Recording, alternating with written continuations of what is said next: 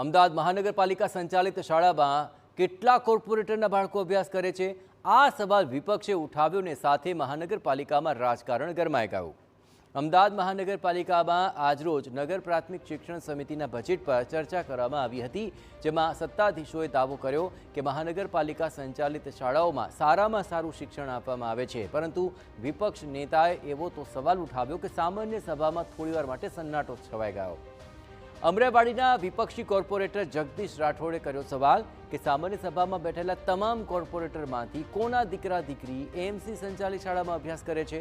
આ સવાલ પર જવાબ મળ્યો કે એક પણ કોર્પોરેટરના બાળકો મનપા સંચાલિત શાળામાં નથી ભણતા।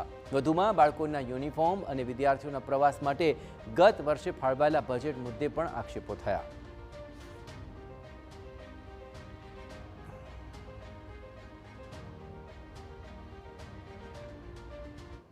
આજે આ વખતે રજૂઆત કરી તો આ વર્ષે શાળાના બાળકોને યુનિફોર્મ જ આપ્યો નહીં, ફક્ત યુનિફોર્મ આપ્યા તો ફક્ત બાલવાટિકાવાળા વિદ્યાર્થીને જ આપ્યા, એમાં પણ 80 લાખ રૂપિયાની માતબર રકમનો ખર્ચ કરવામાં આવ્યો। અને આજે પૂછવામાં આવ્યું કે આટલી સારી જો તમે શાળા કહેતા હોવ તો તમારા પોતાના બાળકો કે તમારા પડોશીના બાળકો કોઈ ભણવા જાય છે ખરા?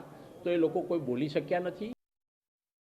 બે તરફ સમગ્ર મામલે સ્કૂલ બોર્ડના ચેરમેને વળતો જવાબ આપ્યો, કહ્યું કે વિપક્ષ દ્વારા માત્ર ટીકાઓ કરવામાં આવે છે।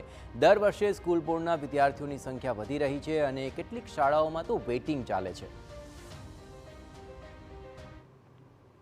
કે સરદાર વલ્લભભાઈ પટેલ સ્કૂલ છે કે થલતેજ 2 સ્કૂલ છે કે પછી એસઆરપી સ્કૂલ છે કે પછી જોધપુર પ્રાથમિક શાળા છે કે પછી અમારી મણિનગર શાળા છે, આ બધી શાળામાં એડમિશન લેવા માટે પડાપડી ચાલી રહી છે કે અમારી શાળાઓની અંદર એડમિશન લેવા માટે પડાપડી થઈ રહી છે।